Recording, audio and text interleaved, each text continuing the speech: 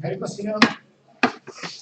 So the first paper is a catalyst for participation-centered game design by Louis Lucas Pereira. Over to you. Hello, good morning everyone. It's great to be here at Pipeline and share this work with you. And before I start, I'd like to thank the reviewers of the papers. They give a very nice help, so if you are here, thank you.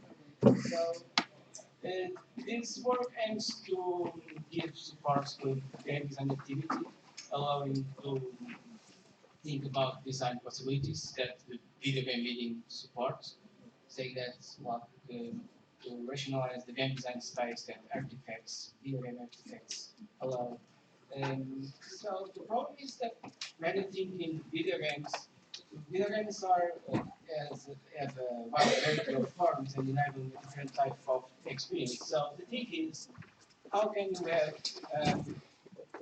how can you get a vision, a concise and comprehensive and synthetic way to think about the game design space. Um, so our as a starting point, we suggest to think game design as a configuration of context for participation.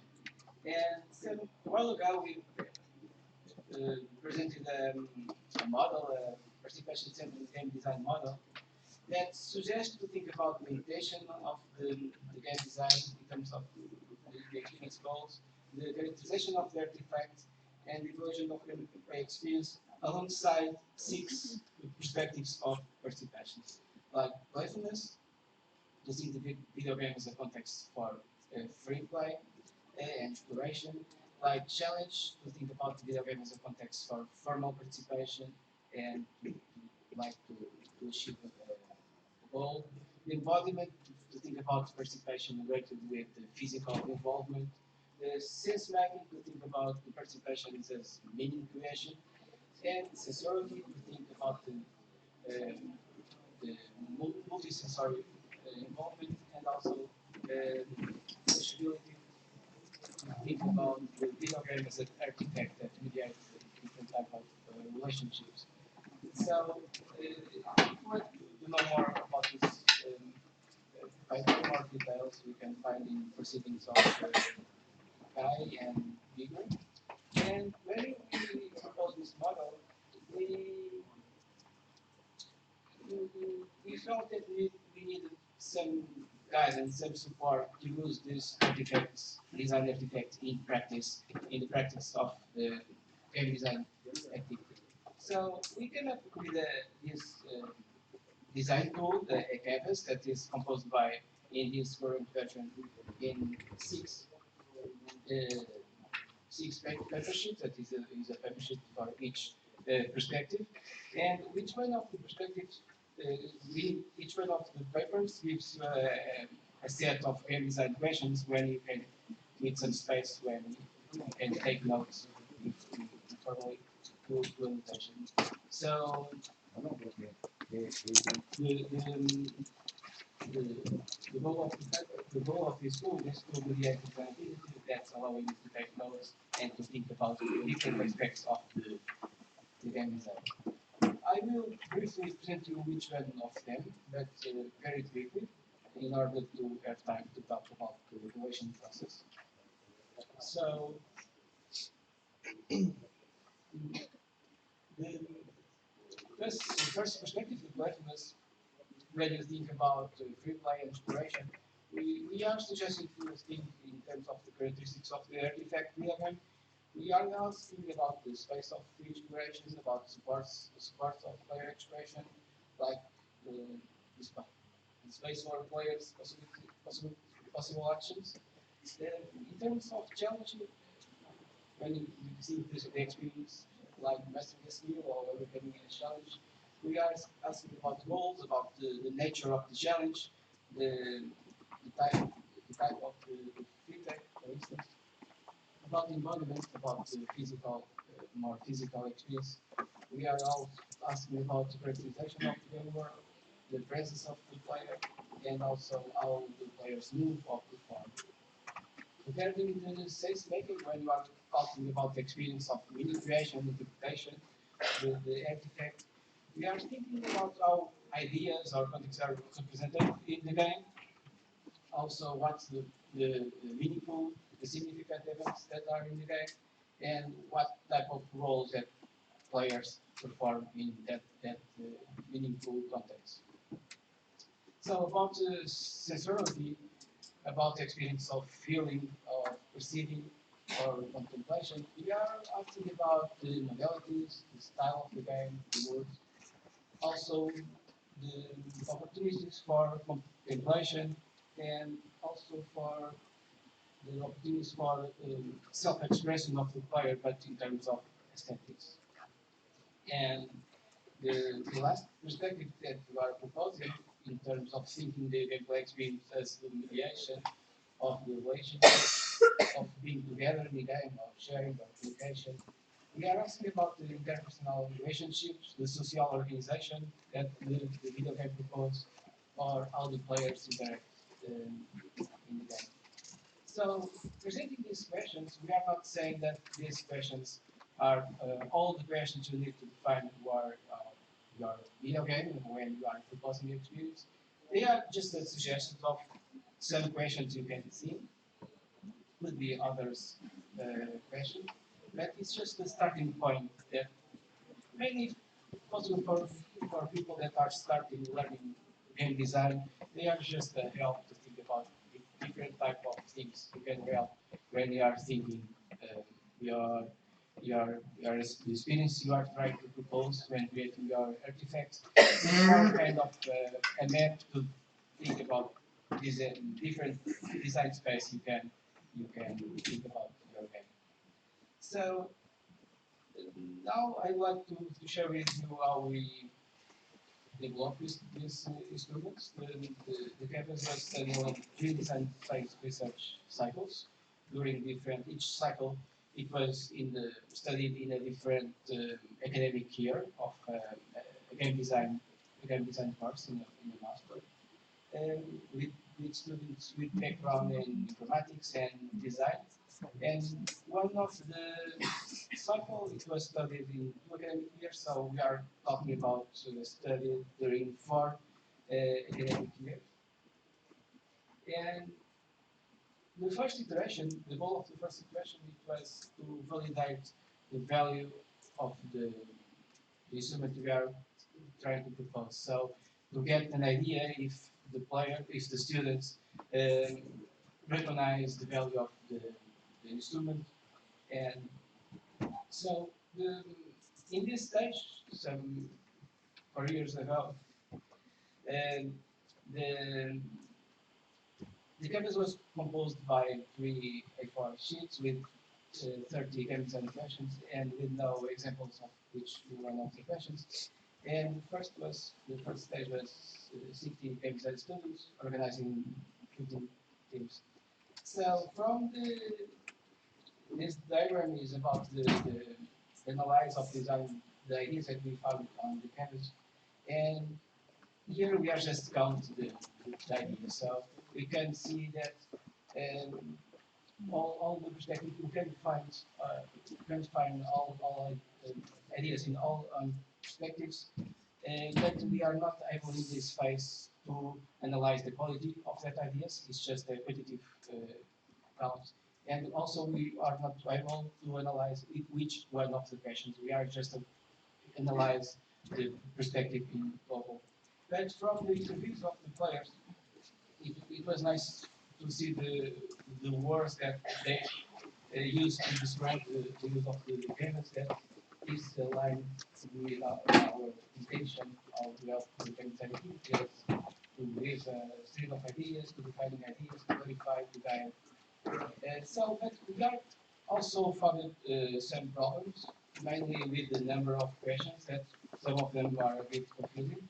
So, in the second phase, we updated the campus and we reduced the number of the questions for 80, just 3 questions for perspective, as you saw in our previous presentation.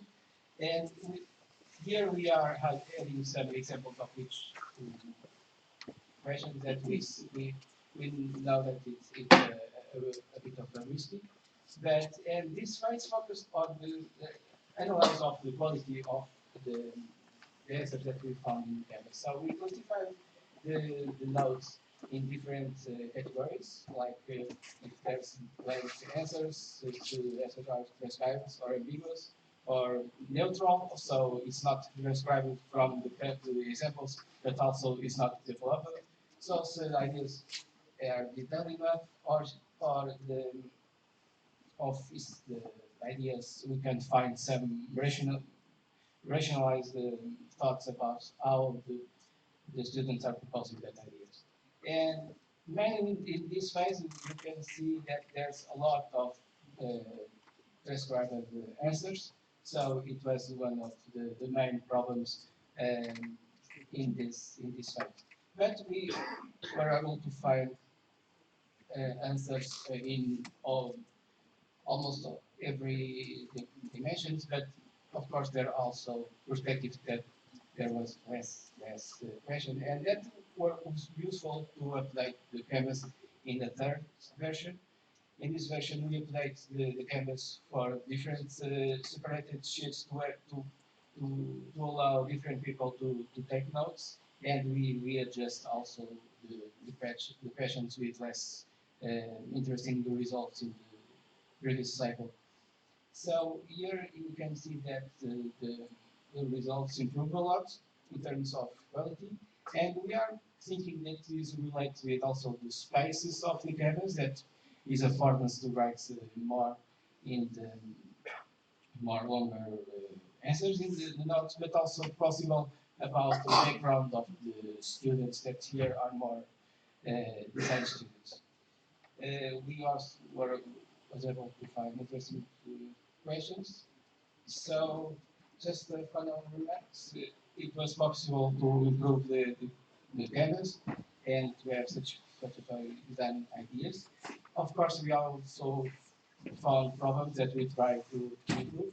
And in the future, we like to study this canvas in a more diverse context, and also uh, test these tools as a way to improve the creativity support. Thank you very much.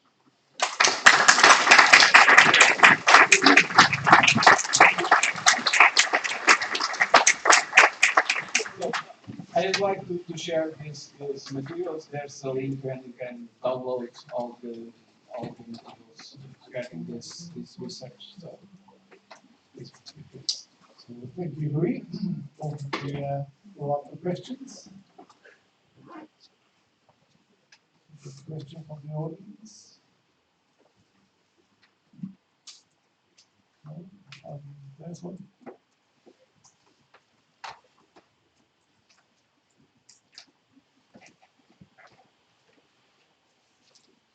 Hi, well, thank you for the talk and Dr. Rose from the University of Coimbra. I have actually two questions. So the first, I know it's not within the scope of your work, but maybe you have some insight on this. Do you think this canvas would also be useful beyond game design to think about and design other interactive um, artifacts beyond games? Yes, actually, we are conducting some research on um, electronic poetry in the electronic literature, and we are also using this canvas to think different aspects of that artifacts. So I think that also some space to think about beyond video games artifacts. So the second part is quick. Have you thought about different physical layouts for the canvas? Like for example, using it on a whiteboard within a team, is the canvas supposed to be used individually? Like every team member has one, or Yes, it was precisely the idea of the second iteration to change the configuration layout. It was to allow to a more inclusive participation with different members of the team taking notes. And we are also thinking about the digital support of this artifact, like to preserve the information. But, and we also um, use kind of configuration. It was proposed to write notes. I think it's it would be nice also to have more space to draw. So yes, it would be nice to create this. Okay, we've got time for one more question. I would like to set it up.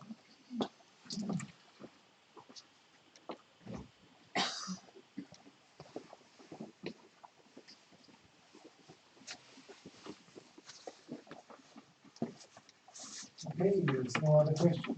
Thank you again. Thank you again. Louis.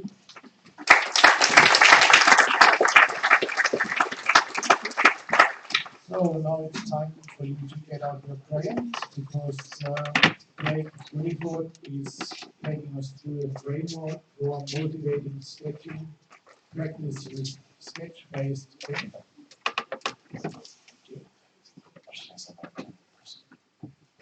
Alright, good morning guys. I'm Blake Wilford, I'm a PhD candidate at Texas A&M. And I work on helping people learn to draw by using gameplay and artificial intelligence. So let me get this first.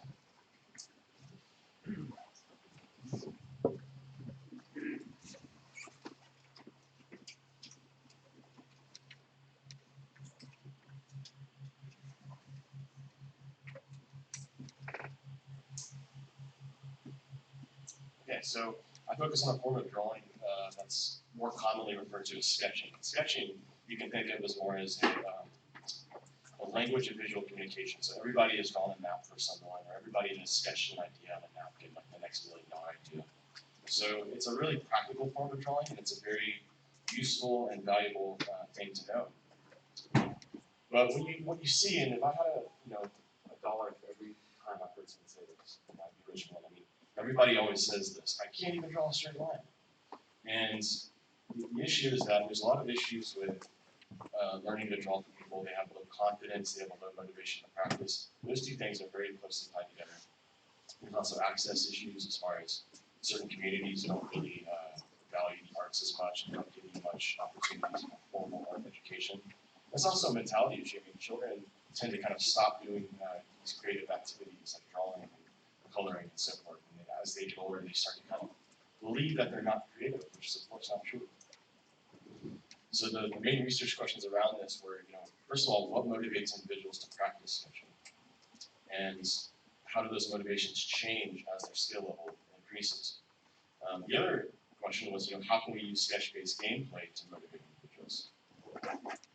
So the first thing we did was we interviewed 14 industrial design students from Georgia Tech, along with 4 design professionals, either people who are doing design professionally or teaching design. And we asked the participants to self-identify their skill level. We conducted grounded theory on this data. And 4 categories of themes emerged: achievement, competition, communication, and creativity. So I'll show you this. Now this isn't a super quantitative model. It gives you a kind of general sense of how these things change, right? So when you're a novice, you're very much motivated by good feedback from the teacher, having a sense of that your drawings are good, getting a pat on the back. And then as you get more at an intermediate level, you start hearing things like, oh, I like a little bit of friendly competition. I like to be better than my peers. Or I'd like to cooperate with others on ideas. I'm kind of more open to sharing my sketches with people and that kind of thing, collaborating. And then lastly, as you get to the most advanced level, as you get really more professional, it's not about any of these extrinsic things anymore. It's all about, what can you really do with drawing and sketching? Can you be creative? Can you work well with others and create new ideas? And some of you who probably know about self-determination theory would know that it is similar to this. It's actually maps really well to it, right? The self-determination theory, you're initially ego-driven, kind of. You're looking for things that feed your ego and are extrinsic. But then as you develop the skill, you start to be more motivated by intrinsic things because you value the skill. So then we wanted to do a little case study of a couple of approaches that we've explored. And this first one we just took this classic exercise that industrial design students do where they connect dots, and they basically, you know, they do this, we give them a little bit of feedback on the accuracy. So you can call this sort of a gamified exercise. And you'll see here at the end that you get a little bit of feedback on your performance here.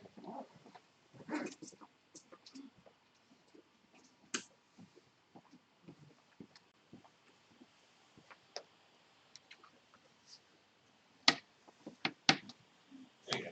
So that was a 3 stars, not too great, but decent. The other approach we explored was more of a game. Now, if you were at the 2017 you might remember this. This got first place in the student game design competition. So thank you everyone who was part of that. It was the jury award, so actually outside industry professionals rated that. And you see what we're doing here is we're kind of having the same exact exercise, but it's a little more stealthy, right? You're not really thinking of it as an educational thing, you're thinking of it as building bridges as a character, right? So we kind of wanted to see what's the difference between those two approaches in terms of how they're motivating people, right? So what we did was we put it in high school, we put it in Georgia Tech in a sketching course, there's 150 students, all different ages and careers.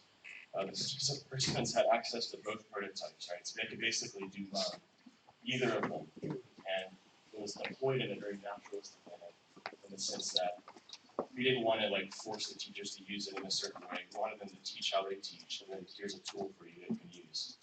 And what we found, I mean, we thought that the Zen sketch would actually be more popular, and it turned out that was only true among the high school students. They seem to like Zen sketch a lot more. You see an uptick in October because that was when it was deployed there. But as far as the rest of the students, it was definitely the gamified line lesson, the first one, that was more popular. There was a lot more lines practiced in that. What you see here in this chart is the fact that students would practice the lines in these sort of bursts. So these bubbles are encoding the amount of lines that students were practicing. And what that suggests is that people are playing these games multiple times, right? They're trying to improve their score. And that's the point, right? That's the point of gameplay, is that if you can motivate people to keep practicing through the game mechanic, through the high score and so forth, then that's a powerful thing, because then you're doing this sort of exercise that would otherwise be a little bit boring, turning it into something fun. But what was interesting too is that only 26 of the 150 students accounted for nearly 64% of the 25,000 lines practiced. And so that suggested that basically only a small minority of the students were really competitive and were driven by that competitive aspect of Zen sketch, of having the high score and leaderboard. Then we kind of followed up with some individual students. Like this was a student who played 58 times Zen sketch, and that was the most of any student. And then she said, I was trying to get the top score. Turns out she never did, so that's a shame. But you can see here that in terms of the metrics of the line work, she was able to keep the precision and smoothness high while over time kind of shrinking her speed up or getting a little faster. This student was a little bit different. They played it 14 times, and they ended up kind of slowing down a little bit. They ended up saying, okay, I need to be a little more precise. In the process of being more precise, they slowed down a little bit. That's a common trade-off, right? It's kind of like Fitts' law. So that's actually kind of the desired effect that we wanted to see through the game mechanic. So some of the takeaways, it's pretty consistent with the motivation framework in the sense that, a minority of the students who were actually competitive were the ones that were engaged by that competitive aspect of Zen sketch. And it was a group of mostly novice students. So that kind of makes sense. I think another thing is you can apply this motivation framework to non-digital games. I happen to focus on digital, but there's all kinds of cool exercises that people do in terms of things like sketch aerobics, where they stand up and have big sheets of paper. There's all kinds of different activities you can do to motivate students that's not necessarily digital. And then lastly, I think other domains, such as music, would have a similar sort of progress of motivations among skill levels. They would have their own nuances, but as you can imagine, any novice in music also kind of wants to have some validation and some sense of achievement at first, before they can then start being motivated to create their own songs and work with others in a band and so forth. So with that said, the mission I'm really interested in is anyone can learn that's what I'm after with this work. And so I want to share a few exciting things with the community here to wrap up. One is SketchSharp. This is an open source framework that I've developed for sketch recognition and Unity. This can allow a bunch of people to make any sketch-based game you want, and it kind of makes it a little easier to just it gives you a better starting point than I have. And I want to give that to the community of developers when I work on this kind of stuff. I've also worked on a spiritual successor to this game called Zen Lines. We actually had a few people try it the other night at the party, like some playtesters, and it's really enjoyed it. That's rebuilt in Unity, and it's much more robust, and yeah, I'm looking forward to getting that out to everyone pretty soon. Lastly, Sketchtivity is our learning platform that we've developed in the lab. We're going to have an open beta coming to that as well. And that gets into a lot of other sketching fundamentals, like perspective and so on. So I'm really excited to get these things out to people finally. So with that said, please do stay connected, stay in touch, and I'll look for questions.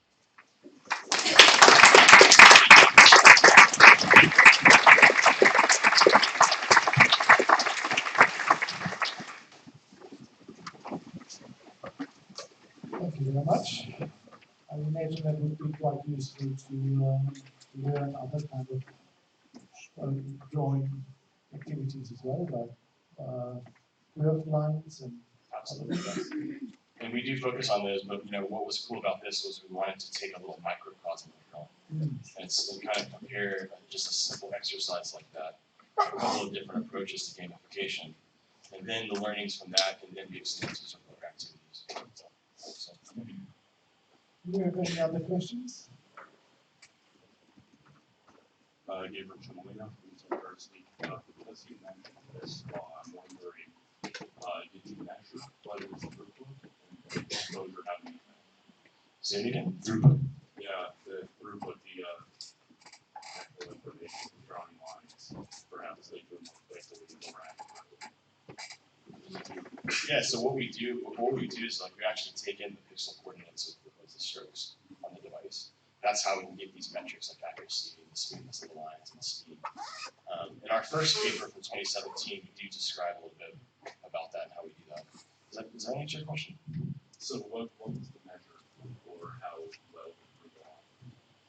It's kind of all three of those things together because like in design, sketch, and pedagogy, you tend to sort of want to draw quickly but also accurately. It allows you to sort of rapidly come up with concepts and ideas. So you really, all three of those metrics are things that you want to be good at in that particular style of drawing. Now, if you're doing some kind of fine art or some kind of representational drawing, it may be completely different. You may be drawing things like textures and so on. But this is more for sort of basic line work. So. There was another question about.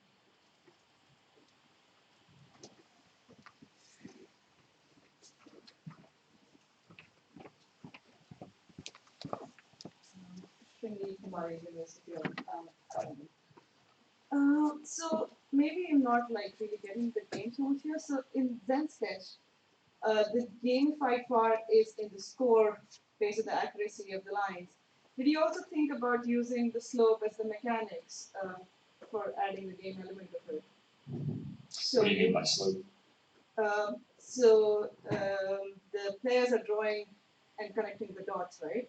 And based on the accuracy, the score is changing from what I understood. So please correct me if I'm wrong. But did you think of actually using the accuracy of the slope or accuracy of the line in the mechanics of the physics of the traveling person on those slopes or lines? I mean, it is like that. That was one of those things that was sort of tricky. I mean, yeah, what it is the accuracy. He loses health. I mean, this is described in that former paper, but he basically loses health if you aren't drawing accurately. And then likewise, if you're drawing slowly, you miss bonuses and things like that. And if you draw lines that aren't smooth, you can also fall off and stuff like that. So those mechanics are embedded into the game. And there's also bonuses and so forth where you can get all three: accuracy, smoothness, speed. We get kind of a perfect bonus, and that starts to kind of shoot your score up. And so that kind of adds to the arcade aspect of it. Okay. So more like extrinsic gamified rewards than the. Okay, I see the point because you're also falling off and stuff. Thank you. That was really interesting. Sure. Yeah, that video, I tried to do a screen capture video and it was with my mouse, and so it I'll have didn't to get a play. video. Thanks. Okay, thank you, Blake. That was excellent.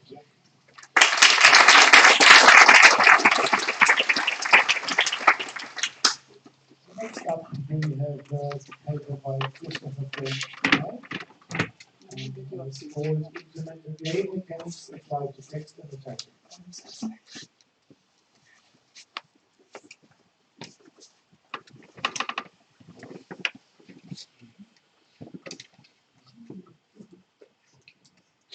I'm Chris Madge from Queen Mary University, London, and I'm going to talk about incremental game mechanics applied to text annotation. So first of all, just a little bit of background. Games of purpose, as I'm sure many of you are aware, are the solicitation of human work or effort as a byproduct of play. So in this example here, these players are coming together to wash a car by firing balloons, water balloons at the car. The prototypical example of this is the ESP image labeling game, in which players come together to label an image by providing image labels, and when they match on the label, they score points. That's the win state for the game, as the label is unknown. The task, however, that we are working with is one of text annotation. So more specifically, part speech tagging. These annotations are used to train natural language supervised learning systems, and they feed on through a pipeline. So in this example here, we can see the nouns, verbs, and pronoun highlighted in this sentence. This would inform the next step of the pipeline, which would identify mentions, and then on to co-reference resolution, where the entities identified by the mentions are linked together. Now this, in certain text annotation, unlike images into a game, is not such an easy fit. There's many design constraints. So the obvious solution might seem to be, well, we take an existing game, and we just insert some text into that game, and we have the players play the game. For example, here, they could shoot at the labels.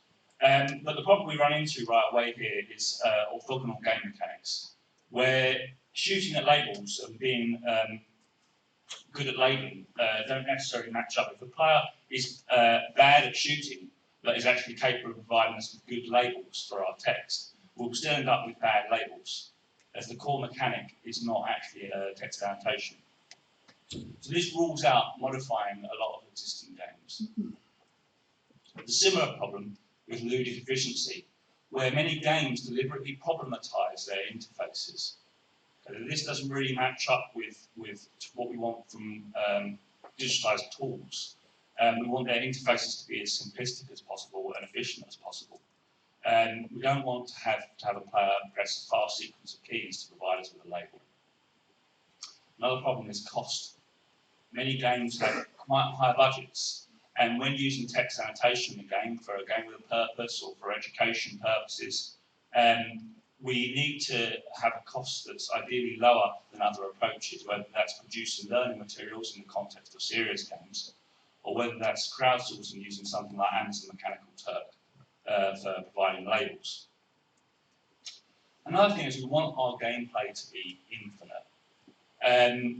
So if we're having our players come along and label text, we don't want them to be limited to the 8-hour story that we've produced, or we don't want to, going back to my previous point about cost, have to produce story or narrative in line with the amount of text that we want to annotate. And we want to reach a broadest audience of people as possible. So it needs to be accessible, easy to pick up and put down. And there I come on to clicker games.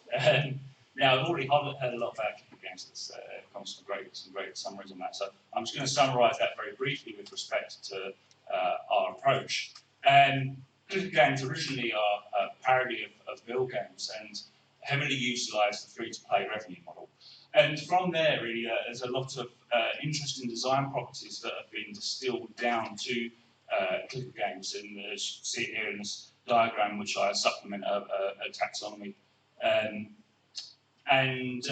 We think these are quite uniquely suited to the challenges that I described before. However, clicker games, particularly the parent genres, are widely criticised, perhaps partly motivated to parodies in the first place. So there's several things that we have to be cautious of and think, future work needs to be cautious of in applying this approach.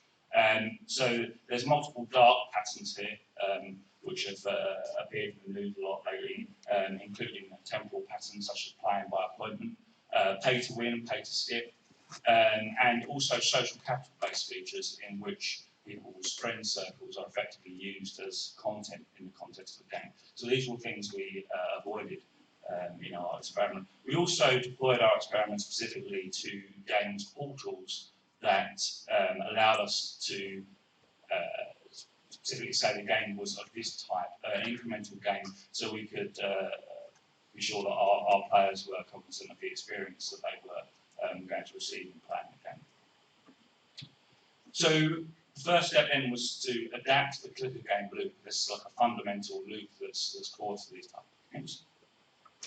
And the main change here is the action step. We wanted to keep, as I said before, the annotation as the main part of the game. So they select ingredients from a jar, and they use that to select word classes and then apply tokens, labels to tokens. For the rest of the step, we remove a lot of the interaction. So it is focused around the annotation process. So there's no weighting, it's a non-blocking game. They don't have to interact to harvest their rewards, which is a common pattern. And there's the common upgrade step in which the player makes a purchase from a shop with virtual currency that they've earned from their previous interactions. This is what that looks like. So this is WordClicker. It's wordclicker.com, and you can go and play this now if you like on your devices. It's currently live. So at the top here, in the middle, we've got the ingredients jars. And those jars are the word categories. And the tokens below are where the player provides the labels for us. So they select the appropriate word category and then click on the label. Off to the right, we have the shop where the player can purchase upgrades. And to the left, we can see the status of the player's game. To motivate the player to fully explore the labels, the more ingredients they have, then the more their cakes are worth. The upgrades modify the rate at which the cakes are produced. So in our experiment, as I said before, we deployed this to 3 games portals. Congregate, Newgrounds, and itch.io. We wanted to test this amongst a discerning audience of real gamers. And we applied metrics adapted from free-to-play performance indicators to evaluate the success. I should say historically in recent games, the purpose, the focus on evaluation is around the accuracy rather than player engagement, retention, or recruitment. So there's not a lot of data with regards to this, and part of what we're trying to do here is create a much more game-like experience for annotation. The average session length we achieved was 27 minutes and 17.3 seconds, which is really quite good. We have a power law distribution, as do many of these games, in which the minority of the players provide the majority of the effort or time. That's also common for many games adopting the free-to-play revenue model for field games and indeed clicker games. And the players weren't just looking at the graphics. We did actually have quite a high level of judgments provided by the player as well. The players, we had 45.85 judgments over the lifetime of play, with many players returning for multiple sessions. There's also some evidence to suggest that players were learning as they continued to play our clicker game. There's no filtering, aggregation, or other processes taking place here. This is the raw data, but there's some trends to say that they're possibly learning or at least becoming increasingly familiar with the task. You can see here the bar chart has we have 200 players at the very start the game, and they slowly drop off as we get through to round 20. And the lines here shown are the accuracy, precision, recall, and definition. So I'll leave you with some key points here, and the URL for the games at the bottom there. I'll welcome any questions.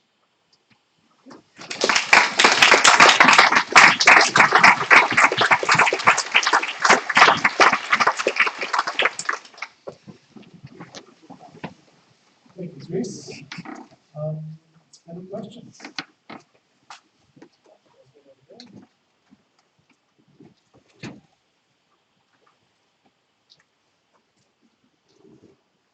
Hi, Leo Hamari from Bangalore University.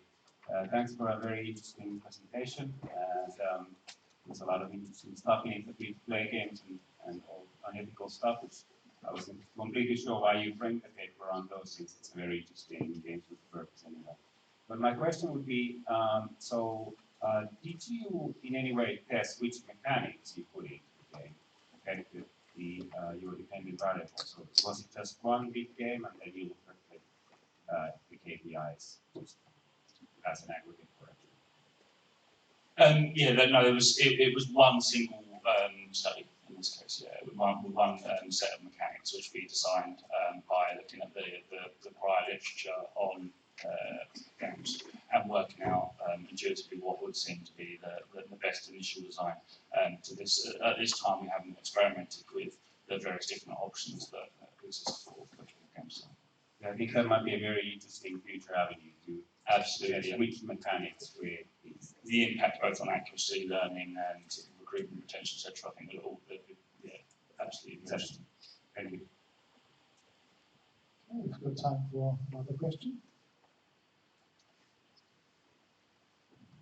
Hi, Helen Walk, University of Illinois at Champaign. Really interesting talk. I was just curious about the accuracy. It seems pretty low. I was wondering if you could comment on that, whether you think that's an issue, potential issue for the future. Sure. So, with this being completely unfiltered raw data, without any kind of players being removed, if this was in a setting in which we were trying to gather annotations, then there'd either be some pre-filtering or post-filtering in terms of A, removing players, or B, the data was subject to some kind of maybe probabilistic aggregation in which we'd try and determine which players were good players, put that together, take some kind of voting process, and then extract the final response from that. But this is just raw players, so this includes people that might have just come along and been trying to break something or just clicking randomly, and players that were, had a serious interest in the game. If we were trying to extract data from it, then that's not been a study so far. This was really just about kind of the recruitment and engagement, and perhaps this is kind of like a bonus. There's perhaps some promise that this could be used for training or possibly Okay, and there was a final question over here, and maybe Stuart can set up.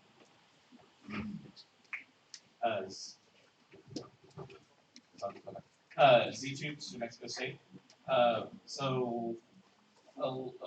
My sense from this was that a lot of like the design considerations were sort of like around like avoiding the pitfalls and sort of like pay to not avoid. absolutely.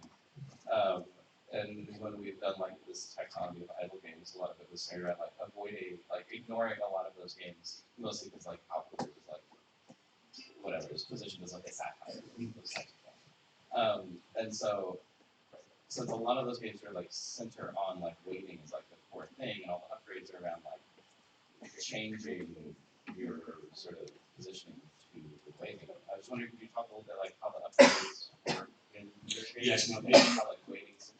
We didn't want waiting. I think so. Waiting and sessioning has a lot of promise, I think, actually for it. But then there's the impact of that as well.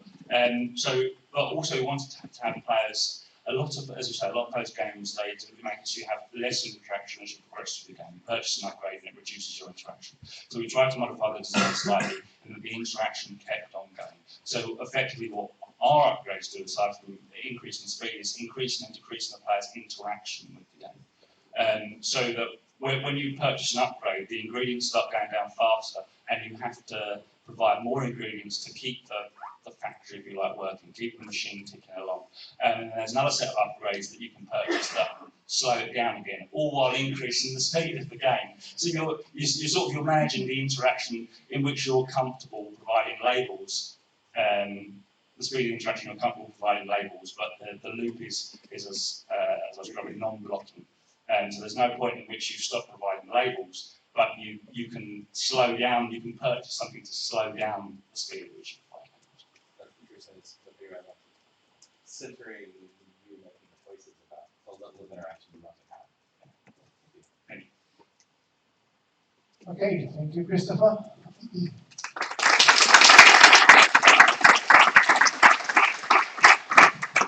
So our next speaker is Stuart Halifax, and his paper is about vectors to consider for tailored gamification. And before you start, I would like to present you with an honorable mention award.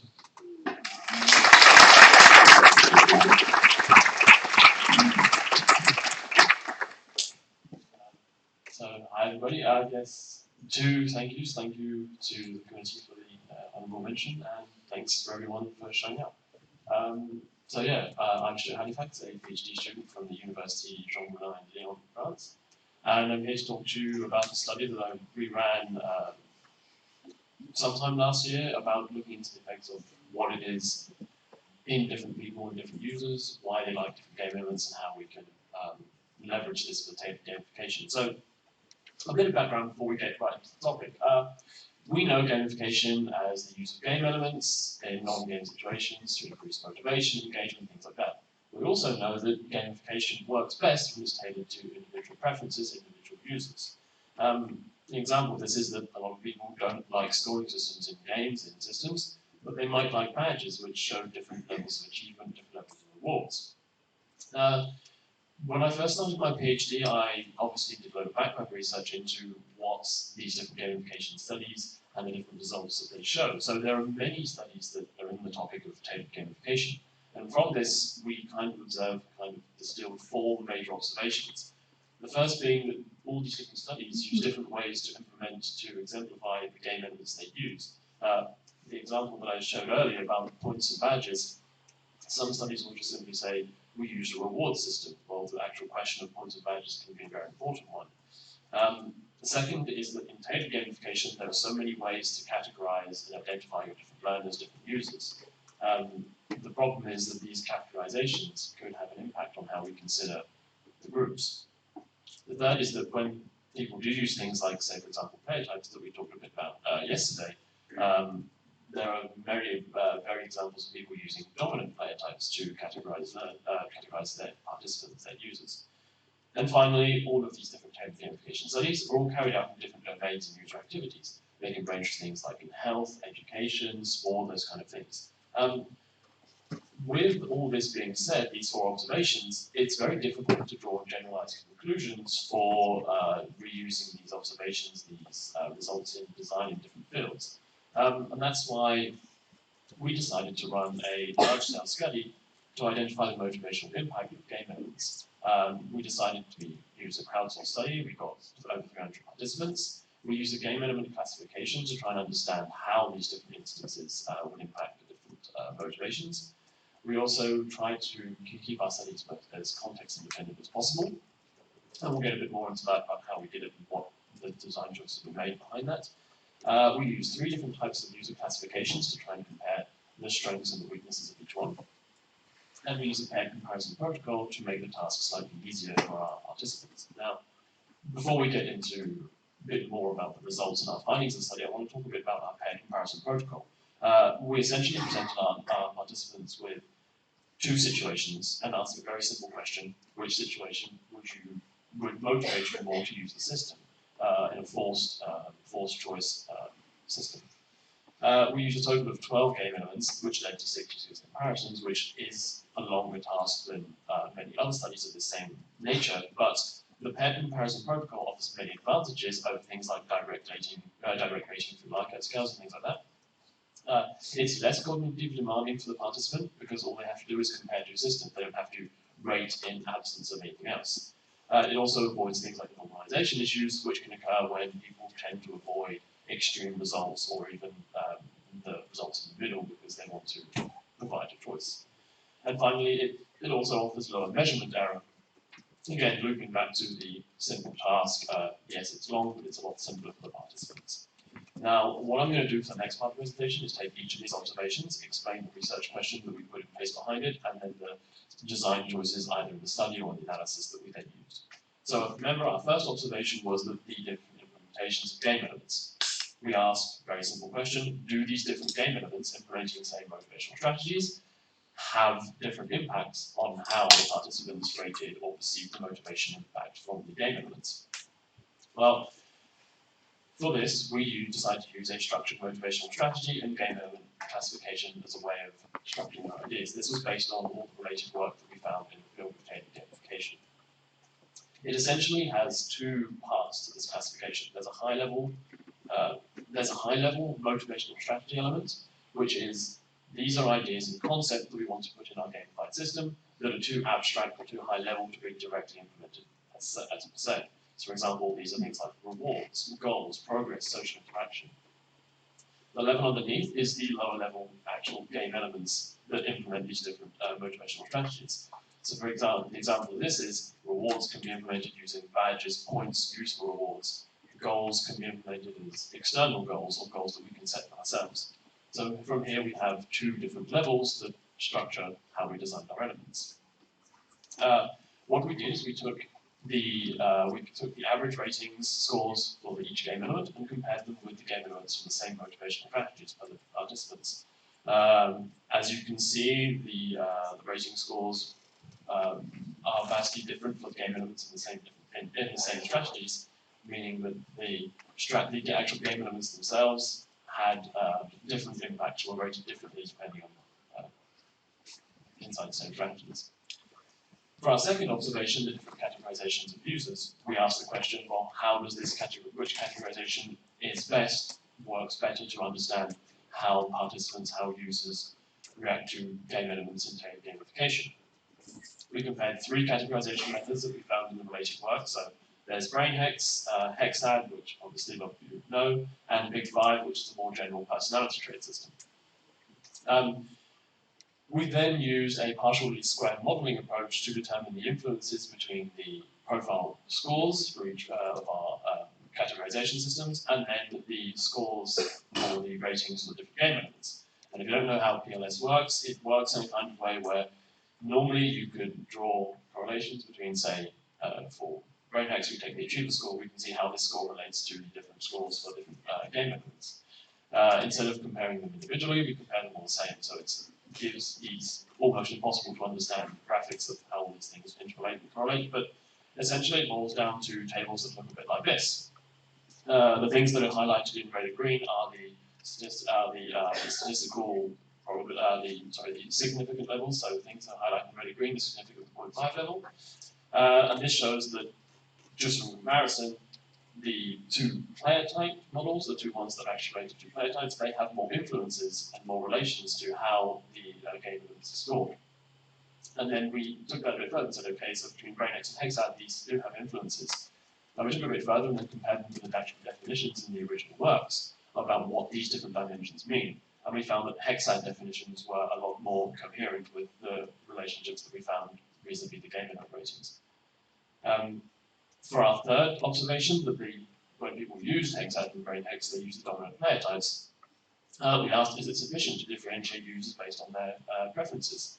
So what we did is we clustered our users based on their dominant player types, identified which of the different dimensions for each of the different two player classifications, identified which of the dimensions scored highest for each participant, grouped them into the different corresponding groups, and then used Kendall's coefficient of agreement to determine the agreement inside each cluster, essentially determining whether people that were of the same player type voted the same way for the different game elements. Again, here are our results. We do go a bit more in depth in the paper. As we can see, just with a quick overview, general agreement is situated around 0.15, 0.10, so it's very low. So we can see that the dominant player type clusters don't really agree on which game elements they find motivating or at least preferable. For our final observation, the different domains of user activity, we ask the question, to which extent does this context, does this domain have an impact on the motivational impact of game elements? Well, for this, we decided to use context-independent storyboards, and we saw this earlier with the pair comparison protocol, but essentially our storyboards looked a bit like this. So we had, on the left-hand side, we had a space that was reserved for the task area that we'd find in a normal system. And on the right-hand side, we had the space for the game elements. Now, we did run a pre-test study to ensure that participants understood these as well as more contextualized storyboards, and we found that the participants could understand them as well as the contextualized storyboards. And then what we did is we took our results and compared them with 6 other papers that used similar approaches. The papers were in the health and education fields, and we found multiple differences between our results and those found in those papers.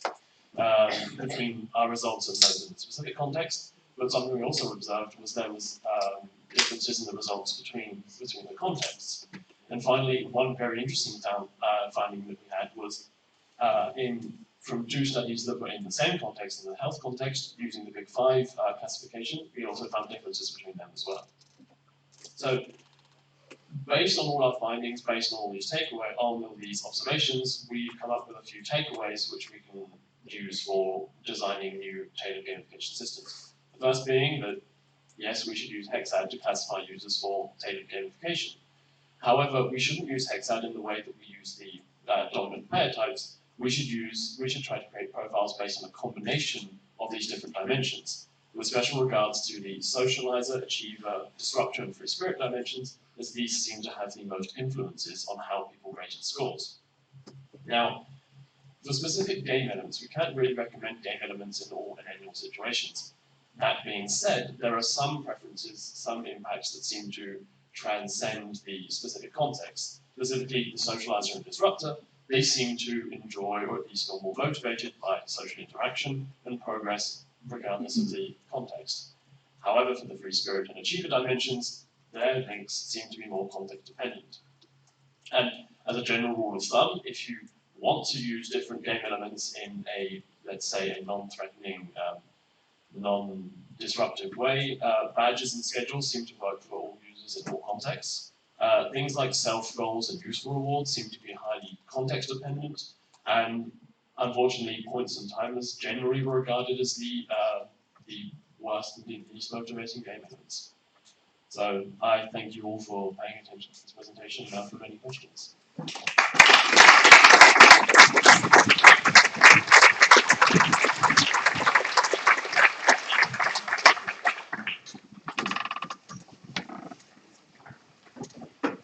That was a lot of data. All right, so who's got the first question?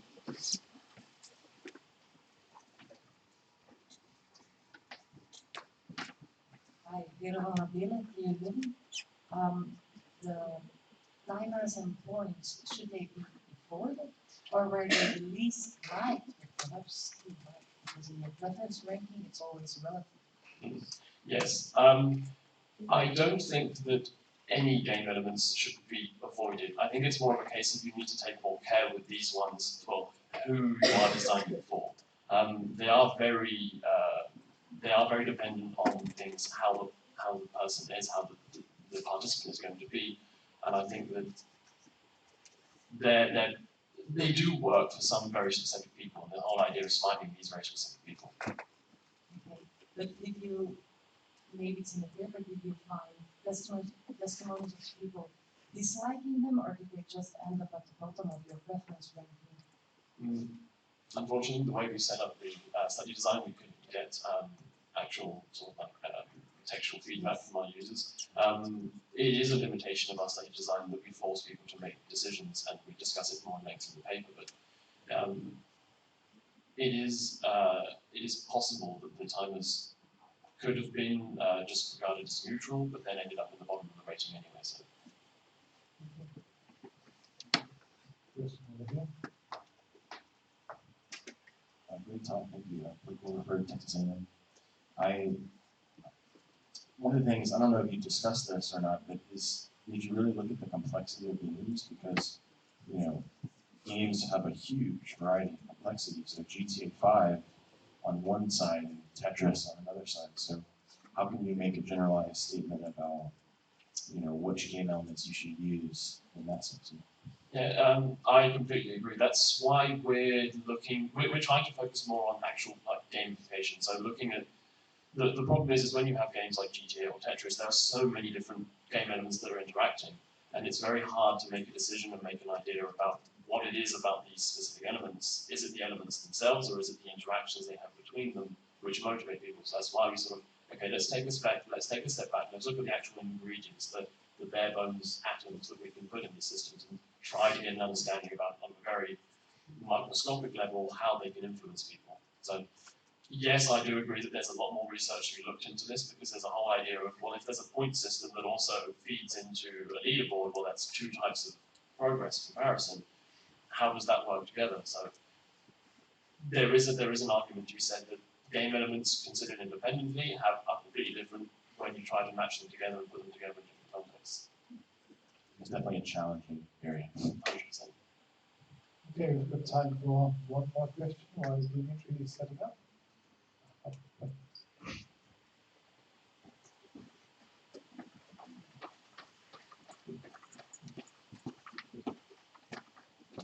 Adrian Schneider from the University. I'm wondering about the rewards. I guess the others do, but the rewards in particular. To what extent did you ensure that they were independent? Because off the top of my head, and if you can see progress toward earning badges, for example, then you can see progress as being a form of points. So you've got some kind of combination rather than being truly independent. So how sure are you that they were entirely independent? Again, we cover this a bit more in the paper. It's through our initial design process, we actually had a different set of storyboards that we tested that had completely different designs, and through feedback from the people that we interviewed said, please describe the storyboard to us. We found that some of them were not misunderstood, but slightly encroaching on different game elements. So then we reworked the design to be able to more clearly exemplify what we mean by points and badge and things like that. So yeah, that definitely was one of our considerations and one of our worries, because obviously taking this decontextualized approach, you need to ensure that people really understand the message that you're putting forward. So we do cover that a bit more. Okay, now it is getting a bit close to lunchtime, so Dimitri Alexandrovsky has got a very yummy paper for us about game dynamics that support snacking, not least of food navigation. Hello everyone, my name is Dimi, and today I present work on game dynamics that support snacking. It's not a talk about food, it's rather about player behavior. So many theories around games focus on immersive experience primarily, and try to keep players for hours and in the play sessions rather than in short sessions or regular sessions. And this leads to a problem that players stay for long in games, and also they quickly saturate with the games. And many types of games would benefit from another type of playing, or another pattern of playing. And the pattern that we found is called snacking, which is defined as frequently visiting in short bursts. And this is often applied to mobile games. However, there is no explicit time frame for it, or it's not explicitly defined how snacking is framed. So we operationalize it as a daily play session of 15 minutes. So although we know that there are mechanics that promote this snacking experience, there is no guidance actually how to apply them into game design, and also we don't explicitly know how which of these mechanics support snacking most effectively. So, in this work we wanted to structure these game mechanics and provide guidance to games user design. So first of all, started out at looking at the industry, and we looked at successful casual games that promote snacking behavior. And we conducted content analysis of successful games in May to July 2017. And we looked at 30 games and filtered for 22 games and deconstructed them using MD8 framework. So we found five different categories of dynamics, which are rewards, completion, novelty, blocking, waiting. And reward is often designed as a kind of performance currency. Completion is designed around missions or tasks. Novelty brings new elements to game design, such as level ups or new skills that you can apply. Blocking prevents players from playing entirely, and waiting slows down the player in their player behavior. So we distinguish explicitly between waiting and blocking, as these are both restricting mechanics, but on a different degree of intrusion. So while waiting only restricts players, but still allows gaming, blocking throws out the players entirely. So after we found these five categories, we wanted to find how they affect the player experience and which of them foster the snacking behavior most. So therefore, we designed a game where we could have a base version, and we could layer each of these dynamics individually. So we created a 2D physics puzzle game similar to Angry Birds, but with a twist that we use a two-player version. So it's still one-player game, but you play against an AI and try to destroy the opponent's castle by also shooting at your castle. So for the different versions, for the rewards, we added a scoring system, three-star system, like similar to Angry Birds, and also power-ups. For completion, we created 28 achievements that players can unlock. For novelty, we created 5 types of weapons, 4 visual styles for the levels, and also 21 heads for the avatar. And for waiting, we created 3 power-ups that were regenerated over time, and players were only allowed to have one item of each at a time, so they had to use this item before it's regenerated. And blocking was essentially the baseline game, but the players were restricted to play sessions of 30 minutes for every 8 hours. So after 30 minutes, they had to come back in 8 hours. So we first compared the dynamics in on the short-term study on Amazon Turk. We had 99 participants, and the players were asked to play for 15 minutes. And due to the time frame, we removed blocking from this study. We measured performance, player experience, and personality. And the key findings are that there were no differences in player experience. So the differences in player patterns that we're gonna investigate have to be attributed to the actual dynamics and not to the differences in enjoyment. Also, the results of the study showed that the game was enjoyable but not tense, which was also in line with our intention. So after we found that the games were comparable in enjoyment, we conducted a 9-day study on Amazon Turk, and the study design basically mirrored the pre-study, except that we added blocking, and also our primary measures of play patterns were number of sessions, durations, and also inter-session intervals. So again, there were no difference in enjoyment over the course of the study and also between the conditions. However, there were differences in performance, especially on average scores and levels complete, and therefore we controlled for that as a covariate in our further analysis, especially for intersession intervals. And controlling for score, we found shorter intersession intervals for novelty and weighting in our conditions. And further to inform how our dynamics contribute to the snacking pattern, we clustered the players into two clusters of snacking and non-snacking, and found that that intersession intervals and the number of sessions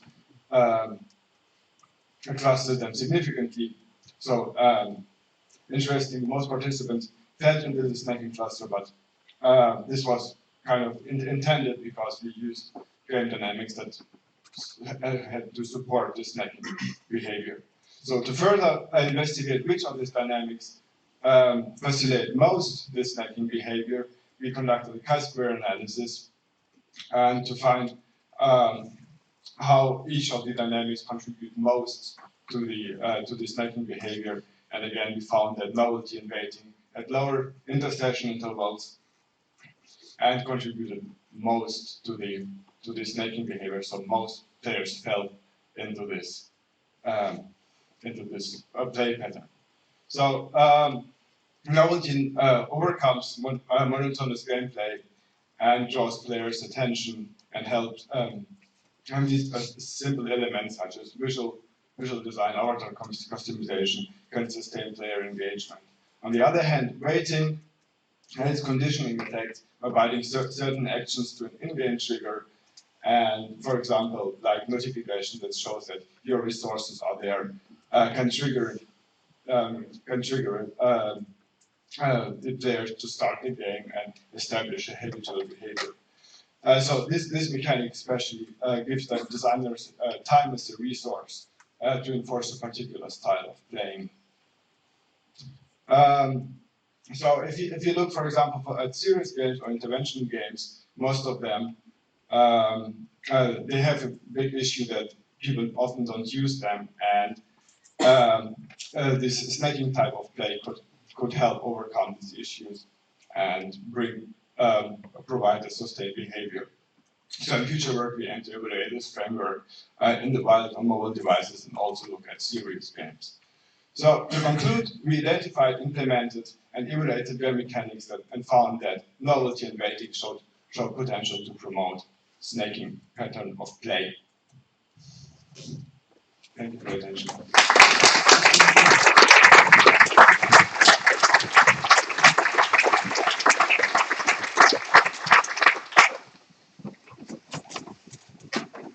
Okay, there's already a question over there. Good. Elisa Meckler, Aalto University. So thanks, Amy, that's absolutely fascinating work. Allow me to come up with a somewhat provocative question. Within broader HCI research, we've become increasingly interested in studying disengagement and consciously designing for non-use. In your work, do you have like a sense of which game dynamics might support kind of helping people disengage with the game rather than, snacking? Blocking. Any that seems pretty harsh, but kind of like you have a sense of maybe somewhere something more subtle, perhaps. Yes, as I said, so weighting and blocking are kind of the same scale, but with different degree. So and this gives designers control over how much you wanted to disengage players. So if you want to disengage them entirely, then you just shut the game down. And if you want to be more subtle, then you can remove, for example, power-ups or make your regeneration rates longer. So players kind of feel that they still playing, but they don't, because everything that they can do is just watching how the numbers rise. Cool, thanks a lot.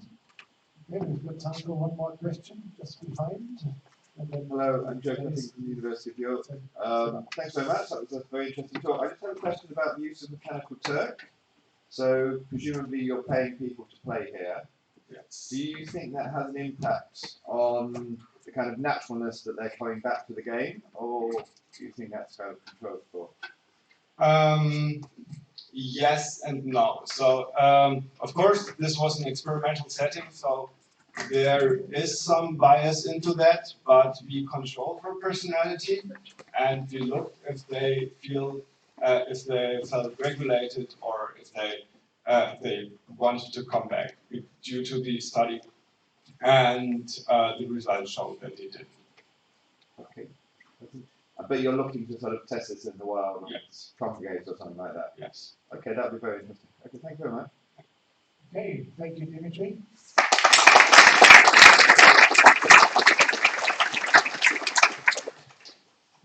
And our last paper for this session before lunch is representation and frequency of player choice, player-oriented dynamic difficulty adjustment systems. And that's quite a mouthful, but presented by Dennis. Yeah, thanks for reading out the title for me. So I'm Dennis, I come from the National University of Singapore. So today I want to try and convince some of you as game designers to rethink the way we design games. So as game designers, one of the things that we often strive for is this idea of an optimal game experience. We want the best kind of experience for the players. And one particular theory that's quite popular, and you might have seen it in some of the poster sessions, is this theory of flow by Csikszentmihalyi. Right? So the idea of flow is if your game is way too difficult, then your players very quickly become frustrated. But if it's way too mundane, then or too easy, your players will eventually experience boredom, and that is not what we want as game designers. So there's a very nice Goldilocks zone according to the theory of flow, where we'll basically match your player's skill with the game difficulty or game challenge. So of course it's not a nice little line that we can stay within, but so as you can see from the graph here, you might sometimes stay within that nice linear line, sometimes you might deviate from it. But then one of the things as game designers that we can use is this thing called dynamic difficulty adjustment systems. So for dynamic difficulty adjustment systems, you basically use a computational system to help you adjust difficulty on the fly. So this should help keep the players within the flow zone. In current research, however, I think there's a problem, and I hope I don't offend too many people here by saying that we often look at dynamic difficulty adjustment systems with needing to use AI or some smart computational system to do it. So this was one of the motivations of my study. I basically asked this question: well, how else can we adjust difficulty? And a simplistic way of looking at, aside from the computational game system, there are two other possibilities, right? One is the player themselves, and if you're talking about multiplayer games, it can be opponents or teammates. So the purpose of this study is on two questions, right? So how do we design for dynamic difficulty adjustment choices for the players? So the players themselves will make these choices, and how do coming up with designs that allow the player to do that impact the player experience? So we designed a small little experiment to try and do a little bit of innovation. So what we did was two factors. The first factor is representation of choice. That means where do we put these difficulty choices presented to the players? If we look at commercial games now, a lot of the dynamic difficulty adjustment systems, or maybe not even dynamic, just difficulty systems, they give you menus, right? And there's been existing literature that criticizes such representations. The other factor that I'm looking at is also frequency of choice. How often, if we do give players this difficulty choice? So if you haven't guessed yet by that odd-looking thing on the corner of my slide, I basically made use of a really popular, well, I'm not sure whether it's still popular anymore, but a well-known game, right? How many of you have played this game before? Or at least heard of it? Good, so most of you. So for those of you who haven't seen it, Snake is a very easy game to play. You play as a snake, and you move around, an enclosed space trying to collect food. And the more food you collect, the faster you go and the longer you grow, right? And that's it to the game. So we have a 3x2 within subject content areas first game design. And we made our participants play 3 games for each condition. So they had to play a total of 18 snake games altogether. And then at the end of playing those games, we basically measured the 9 components of flow using our Jackson and Marshall's flow states here. Okay, so how do we do representation of choice then? We operationalized it by having 2 things, embedded and non-embedded controls, right? So for non-embedded, we basically provided the keyboard keys, Z and X, to adjust for difficulty. And what we had was a small little note at the top that tells you when you can make that decision. Then of course we have embedded mechanics. Some of you might notice this is a bit similar to General Merchant's actual game flow, where we have the different choices of difficulty embedded within the game as part of the core game mechanic. And then of course we tested these two and compared them with each other. So in terms of frequency of choice then, we decided to try the extremes, right? So we started with ones, we only presented the choice at the start of the game, and then it disappeared after about, if I remember right, 15 or 8 seconds. 8 seconds. Yeah, and then we have periodic choice, which means that after you have made a choice, shortly after, you see the choice again. And then the last one is constantly, so immediately after you make the choice, the next choice pops up. Okay. So I'll just go to the findings. If you want to read more about the flow state scale, refer to our paper, refer to the papers before that we referenced as well. Okay. So our first finding, whether we should embed or not embed difficulty choices, we actually found that using embedded choice, players are more likely to experience 2 things, at least in the context of our game. So spontaneous or automatic actions, which we call action awareness managing, as well as an altered sense of time. But more importantly, we did not find any negative impact on the game experience, right? So try to use embedded choices. Of course, it depends on what kind of game you're doing, as we discussed. Depending on what kind of game you have, there might be other effects, so I'll discuss that later on. So is once enough? In our study, it is actually not enough, right? Because if you compare our periodic condition with the once condition, out of 9 dimensions that we measured, 5 of them were significantly improved, and they are quite important dimensions if you look at them. However, there was one that was actually diminished, which was unambiguous feedback. So the interesting thing here is that providing more choice within the game itself might actually lead to this ambiguity of what is the game trying to tell me. Okay, so can there be too much choice in comparing constant with the once condition? It was marginally better, right? So we have 2 components that were basically improved, and 1 component, action awareness, which is an important one, that was improved. But for constant and periodic comparison, 3 dimensions were diminished. So yes, there can be too much choice sometimes. So this is an interesting thing that I would like to discuss if there are any psychologists or cognitive scientists within this room. I'll try and speculate a little bit on that later. So this is the most interesting finding of our paper is that if you use both together, meaning where you put the choice and how frequent you provide choice, there's actually an interaction effect.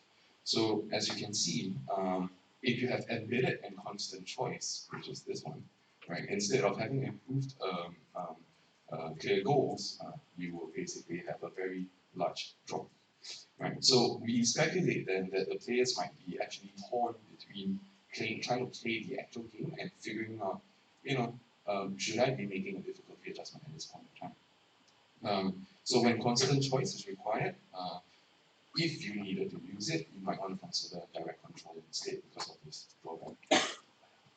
So another thing that we didn't expect to find was when we used embedded with periodic conditions, there was actually a loss of self-consciousness. So this is the part that I was talking about.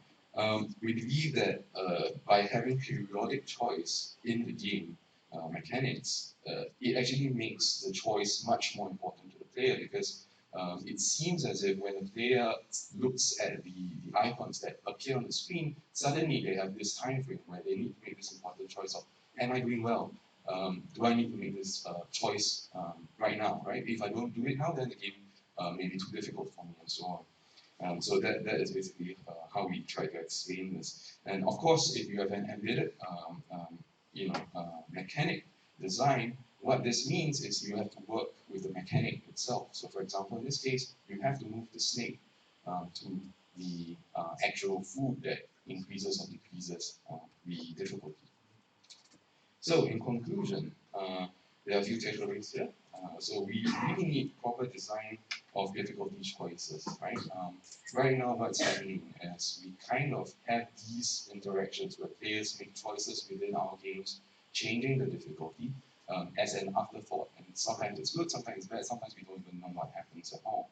Of course, embedding difficulty choices is generally recommended, but I would like to exercise a bit of caution here. It really depends on the kind of game that you're making. But it is clear that one choice is obviously not enough. And so for game designers who are looking at letting the players select a difficulty choice only at the start of the game, you should probably rethink that as well. And then finally, when you are designing for player choice, you should be cautious of unintended effects. So as I've shown, if you have representation with the frequency of choice, you might have unintended impacts on the player experience. And so that's it for my presentation. Thank you very much.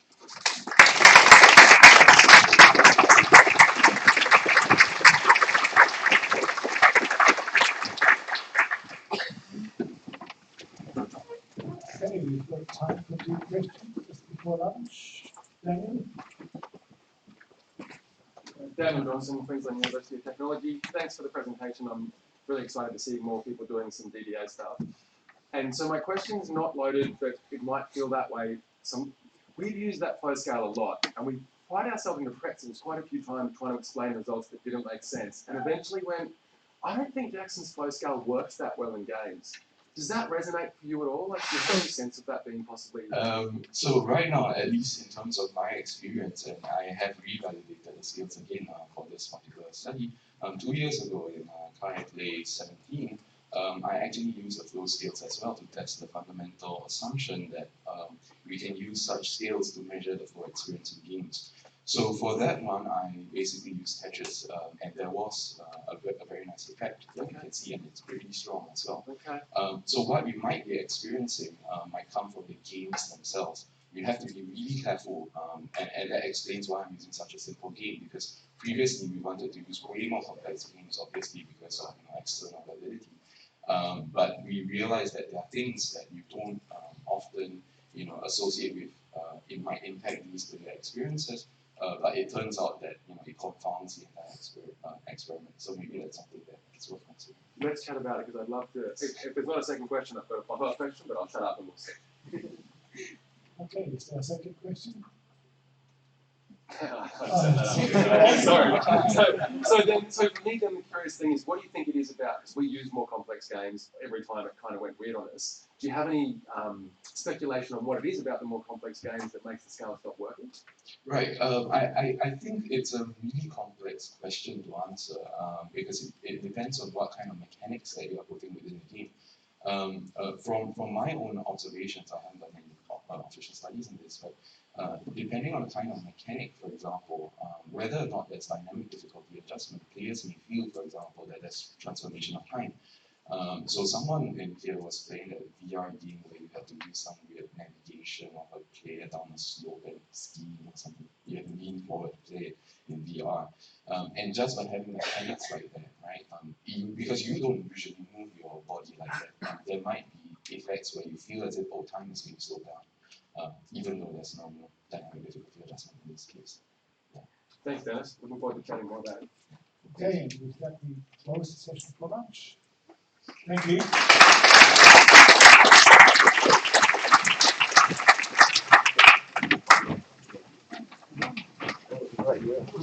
Let's get to the food.